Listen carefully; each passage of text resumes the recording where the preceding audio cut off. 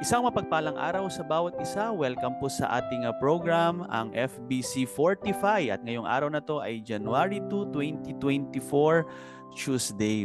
At simulan po natin sa pamamagitan ng pagbabasa ng salita ng Diyos found in Deuteronomy chapter 7 verse 9. Sabi ng salita ng Diyos, "Know therefore that the Lord thy God, He is God, the faithful God, which keepeth covenant and mercy with them that love Him, and keep His commandments to 1,000 generations." Sabi sa Tagalog, talastasin mo nga na ang Panginoon mong Diyos, siya ang Diyos, ang tapat na Diyos, na nag-iingat ng tipan at awa sa kanila na umiibig sa Kanya at tumutupad ng Kanyang mga utos hanggang sa 1,000 salinlahi. Tayo po'y manalangin.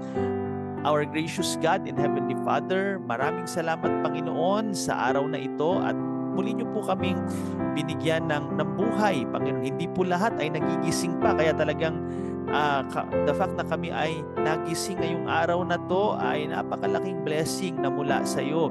Ibig sabihin, Panginoon, hindi pa po tapos ang aming misyon sa mundong ito bilang iyong mga anak.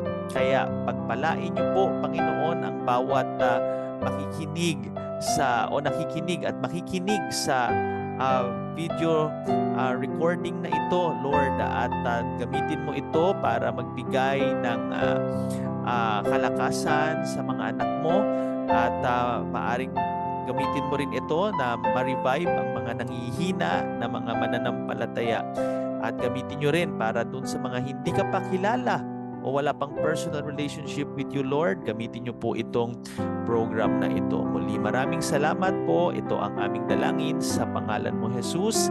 Amen.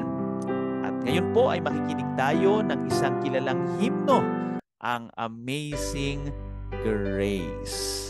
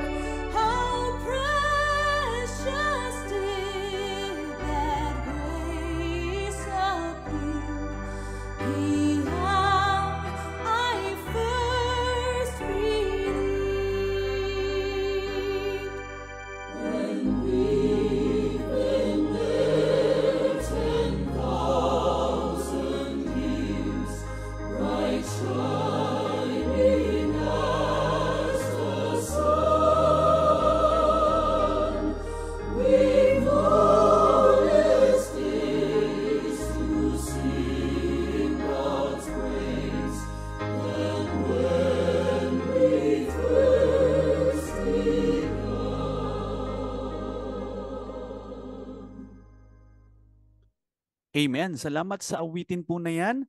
Truly, God's grace is amazing, na kahit tayo ay makasalanan, ligaw tayo, pero salamat sa biyaya ng Panginoon sa pamamagitan ng ating Panginoong Hesukristo.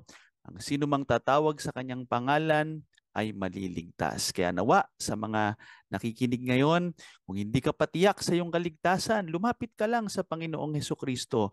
For whosoever shall call upon the name of the Lord shall be saved. At yan po ay ginawad niya sa ating mga makasalanan sa biyaya niya lamang. Ngayon, ang ating Bible message, balikan natin yung talatang binasa kanina in Deuteronomy chapter 7 verse 9. Muli ko pong babasahin. "Know therefore that the Lord thy God, He is God, the faithful God, which keepeth covenant and mercy with them that love Him, and keep His commandments to 1,000 generations." Napaka sarap tignan ng talatang ito, no? Lalo yung sinabi ng verse na the faithful God. Huwag nating kalilimutan na ang talatang ito ay sinabi ng Diyos sa pamamagitan ni Moses at sinasabi po sa mga Israelita. At nakakalungkot mang sabihin, pero ang mga Israelita nung panahon po ni Moses, talagang matitigas ang ulo. Kaya nga kung titignan po natin doon sa wilderness, imbis sana ang kanilang travel ay wala pang 40 days, makakarating na sila sa promised land, nagpaikot-ikot po sila doon dahil nga po sa katigasan ng kanilang ulo, kaya inabot po sila ng 40 years bago sila makarating sa promised land. Pero ang point is, hindi po yung katigasan ng ulo ng mga Israelita kaya sila nakarating, kundi dahil sa katapatan ng Panginoon sa kanila. Gaya nga ng sinabi ng verse kanina, know therefore that the Lord thy God, He is God, the faithful God. Na anong ginawa po ng faithful God na to? Which keepeth covenant and mercy with them that love Him and keep His commandments to 1,000 generations. So ang Diyos po, no, bagamat gaya nga ng sinabi ko kanina, matitigas po ang ulo ng mga Israelita, although hindi naman lahat. Pero nakita natin na kung tutuusin, pwede nang puksain na lang ng Diyos lahat sila, itigil na lang yung pagligtas sa kanila kasi nga talagang majority of them ang titigas po ng ulo.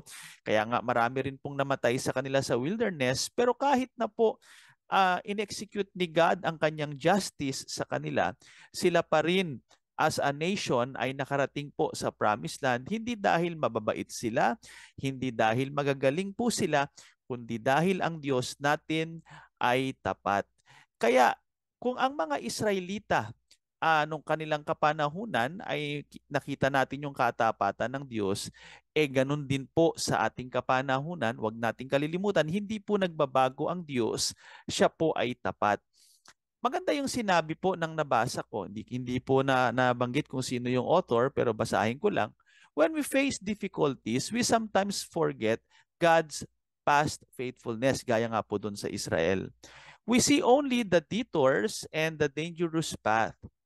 But look back and you will also see the joy of victory, the challenge of the climb, and the presence of your traveling companion who has promised never to leave you nor forsake you. Wow, ang sarap po nung sinabi na ito, na kung paanong ang mga Israelita noon, bagamat sila po ay mga pasaway, pero nakita pa rin natin na hindi sila iniwan ng Panginoon.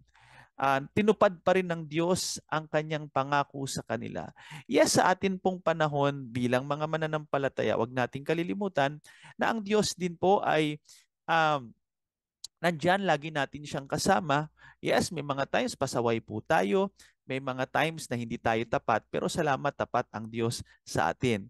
Well, wag nating abusuhin ang pagiging tapat ng Diyos na gumawa tayo ng hindi maganda, kalokohan, maging pasaway. No, may consequence po ang paggawa ng kasalanan in the sight of God. Pero wag nating kalilimutan, kung ikaw man ay nag-failed, ikaw man ay bumagsak, ikaw man ay may mga kahinaan, pagkukulang, tamang-tama itong taon na ito, ay pwedeng-pwede ka pa rin magpatuloy sa paglilingkod sa Panginoon, pwedeng-pwede kang bumangon, magpatuloy, maglingkod sa Kanya, sapagkat ang Diyos na iyong pinaglilingkuran ay tapat. Tapat sa Kanyang mga pangako, kaya nga panghawakan natin ang Kanyang mga promises, ang kanyang example sa Bible kung gaano siya katapat sa kanyang mga lingkod noon, ganun din siya. Tapat pa rin hanggang sa panahon po natin ngayon. Kaya pagpalain tayo ng salita ng Diyos ngayong araw na ito. Tayo ngayon ay dumako na sa ating panalangin. Makapangyarihang Diyos, salamat po, ikaw ay tapat. Hindi lang po, Panginoon, sa aming kasalukuyan, kundi even sa mga susunod na generation, ang pangako ng iyong salita ay magiging tapat ka. Kagaya ng mga nangyari sa Israel, sa mga Israelites during the time of Moses. Maraming beses, hindi sila naging tapat, naging pasaway sila. Pero salamat, Panginoon, sa kabila ng kanilang pagiging pasaway, ay lumitaw pa rin ang iyong faithfulness, natupad pa rin ang iyong pangako sa kanila. Yes, may mga areas or mayroong mga account na in-execute nyo po ang inyong judgment, which is karapat-dapat dahil ikaw ay God of justice, a holy God. Pero as a nation, ay nakita namin na ikaw ay tapat sa kanila, na sila po ay nakarating pa rin sa promised land. Ganon din, Panginoon, sa aming buhay bilang mga mananampalataya. Yes, we are saved bilang mga anak mo, mga nagtiwala sa iyo, nagtiwala sa Panginoong Jesucristo. Pero Lord, sa amin pong paglilingkod sa iyo, yes, talagang minsan lumalabas yung aming old nature, lumalabas minsan yung katamaran, yung aming kahinaan, kakarnalan. Pero Panginoon, salamat po dahil tapat ka pa rin. Ginagamit nyo pa rin kami sa iyong kaharian. Kaya Lord, we pray, nawa po, kung gaano ka katapat, ay hamunin nyo kami na maging tapat din kami sa iyo. At huwag naming aabusuhin yung grace and mercy na pinagkakaloob mo sa amin na iyong mga anak. Kaya Panginoon, patuloy niyo po kaming bigyan ng pangunawa, Panginoon, at wisdom kung paano namin maia-apply ang iyong mga salita sa pang-araw-araw na buhay namin. Thank you for everything. Ito ang aming dalangin sa pangalan mo, Jesus. Amen and amen. So, salamat sa iyong pakikinig, kaibigan. God bless us.